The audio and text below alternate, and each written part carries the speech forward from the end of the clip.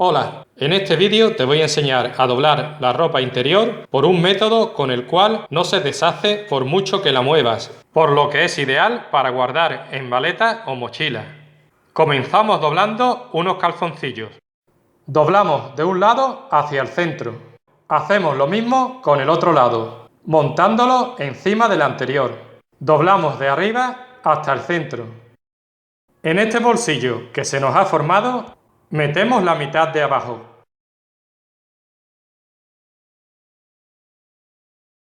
Vamos con la ropa interior femenina. Doblamos los dos lados. Así. Los doblamos ahora hasta la mitad, montando uno encima del otro. Doblamos un poco la punta de abajo. Doblamos de arriba hasta la mitad.